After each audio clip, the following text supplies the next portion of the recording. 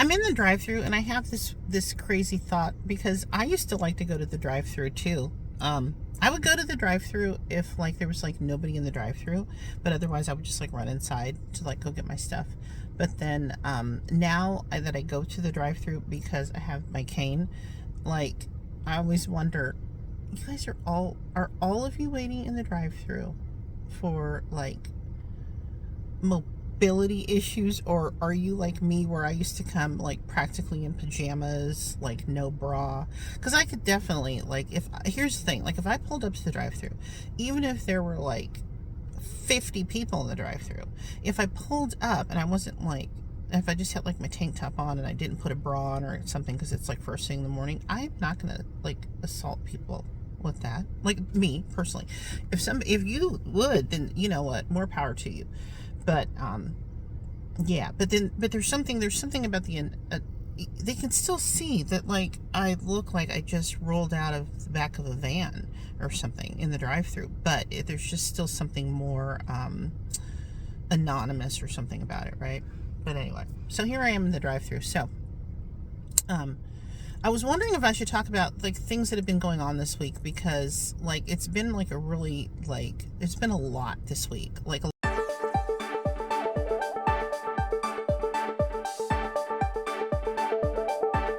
now I'm going to talk about something much lighter. Just a moment. Which is a fantastic show that I just started. Well, kind of just started. I think I watched an episode when it first came on, and then I shelved it because I don't know if other people have this issue with HBO Max, but like when I try to watch HBO Max on my TV, it freezes up constantly, like when it gets to an ad. A lot of the stuff I watch on HBO Max are like Food Network shows, who often will do this thing where they put the ads at the beginning and then they'll show you the whole episode, which is, but thank you for that. So it's very frustrating. So I wind up having to watch other things like on a computer, and which, you know, most of the stuff that I would like to watch on HBO Max that's not Food Network content is DC. Like I would love to watch. There's so much DC animated content on HBO Max, but it's so freaking frustrating to try to watch it when, you know, your TV freezes up. So if anybody knows of a fix for this, because one time I thought I found a fix on Reddit and I tried it, but it didn't really work. So if anybody knows of a fix for HBO Max freezing, please let me know. And I'm going to continue this in a few minutes. Okay, I had to go grab my coffee because all things are possible with coffee. Anyway, yeah, HBO Max, it's so dang frustrating when stuff won't work the way that it's supposed to work, and that is a first world problem. I understand that completely, but there's a lot of good cartoons on there that I would love to watch.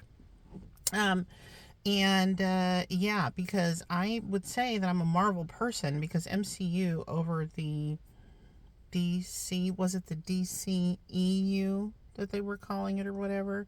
1,000,000%, the far superior in my opinion. And you can, I will fight anyone on that, not physically, but come on. Yes, anyway. It's unfortunate because my first introduction to superheroes really is like, you know, is DC. It's like Super Friends cartoons, Saturday mornings in the 70s. I mean, it's one of my earliest TV memories is watching that show. And then of course, the Christopher Reeve Superman movies. You know, I saw Superman 2 first and I fell in love with that because what a, like, you know, essentially rom-com superhero movie it is. And watched it 80 billion times, as I've probably mentioned before on here about something else. But yeah, like I mean, I honestly, if I've never said this before, like I had a paper route for a little bit, and I would, because those were back in the olden days, people read newspapers to get their news, and people delivered them to your house, and like little kids like me. And I can remember before having like a VCR, which is VCR was a thing, kids, that you put a tape into, and then you would like record a show, and then you could watch it later. And but I really feel like we had a VCR then, but I don't freaking know. I mean, it was 83.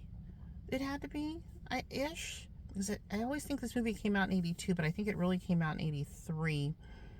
And so maybe this would have been 84 that I'm watching it like on cable and stuff. I don't even know. Doesn't matter. It doesn't matter. But I can remember like getting up early to do my paper route, like earlier than I would normally get up to do it, so that I could watch an airing of Superman 2 at like 5 something in the morning, which sounds just completely fucking bonkers. And I'm not saying that I wasn't. I mean, I was, obviously. Especially if we did have a VCR and I could have recorded it because, anyway. Media wasn't as easy to access as it is nowadays, kids. I don't really think that's gonna come as a shock to anybody, but it's true. Anyway, so I have a great affinity for Superman and the Superman story because it's really one of the first things that I latched onto, superhero rarely. And then, of course, then the next thing would have been like the X-Men that came out, the original X-Men movie. And then after that, obviously, the MCU, starting with Iron Man. And then I was, fully into this sort of thing. But anyway, so I was very excited to hear about this show because the animation style just absolutely looked beautiful just from the commercials.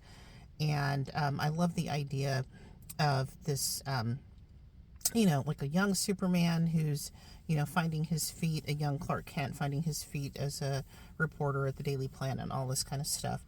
And I haven't been at all disappointed. It has been really, really so entertaining. And if you are into Superman, if you are into any of the DC animated universe kind of stuff, I can't imagine you're not already watching this because you already know the kind of quality that DC brings to, or can bring to, its animated stuff. So I'm preaching to the choir when it comes to that. But I would say even if you don't think that you like cartoons, that this reminds me of kind of like, this is not... I was trying to tell my kid last night that it reminds me of X-Men 97 in that there are some places where it goes hard where you wouldn't have thought it would have gone that hard because it's a cartoon. But it's also not like... I don't think that... I think that kids could watch this, but it's... If I'm not mistaken, I think this airs on Adult Swim and also on Max. I'll check that out. But so it's not a little kid cartoon per se, but it gets pretty intense. It gets pretty so sweet. Like I literally was watching and I was like, oh, like the romance part. I love it. I'm absolutely loving it. If you are a staunch traditionalist who only thinks that Jimmy Olsen should be white, that Lois Lane should be white, that Perry White should be white, that we shouldn't mess with any of that, then you definitely shouldn't watch it. I guess you guys would be the only people who shouldn't watch it. And I don't know that any people like that would be watching anything that I would be doing, but I think it's fun. I love a sort of a retelling, but at the same time being very traditional, and also bringing in some characters that I didn't expect were going to show up. Now I'm on episode... I think I'm about to watch the penultimate. These are 10 episodes for the first season. So I'm only there. I have like a whole another season. But I can't imagine I'm going to change my mind about whether or not I like this. And maybe before I post this, I will go ahead and kill off the first season and see if there's anything that I want to add. But yeah, I'm really enjoying it. I love Jack Quaid. I don't even know that I've seen Jack Quaid in anything because he's in The Boys, and I can't handle watching The Boys because that's too much blood and gore for me. But I love that he is the son of Meg Ryan and Dennis Quaid, and like I like to tell people, I knew Meg Ryan before she was even with Dennis Quaid, like that, as I rock in the rocking chair on my porch. So that's fun. I think he does a great job as Clark Kent / Superman. And the rest of the voice talent is fantastic. I don't know that there's anybody else in there that I know from anywhere, but it's great. I'm loving it. It's super entertaining. And like I said, if you're remotely interested in the Superman, even if you don't think you like cartoons, you should definitely be checking this out. Again, I watch it on HBO Max. I believe it's also on Adult Swim. And I'm going to end it right there, and because I talked way too much already, and I appreciate you being here. Thanks for listening. Let me know if you're watching it. Let me know what you think. I'm hoping you're loving it, and please tell me if you know how to fix my HBO Max on my TV. I watch it like I have Prime Video, and so it's like an app on my Prime Video. And please tell me if you know how to make it so that my shit doesn't freeze when the ads come. I really appreciate it. I mean, I guess the answer is to go ad free. So they're probably doing that to me on purpose, right? So I can just be like, okay, the answer to this is to pay extra money. No, I'm not going to do that because I already have 3,000 streaming services. So, but goddamn, when it comes to this show, I don't know. Maybe I should see if there's a trial for the one without ads. You know, I don't know. We'll see. But anyway, somebody tried to tell me, somebody please help me fix that shit. Okay, thanks again. I really appreciate y'all being here. Okay, bye. Scare 4.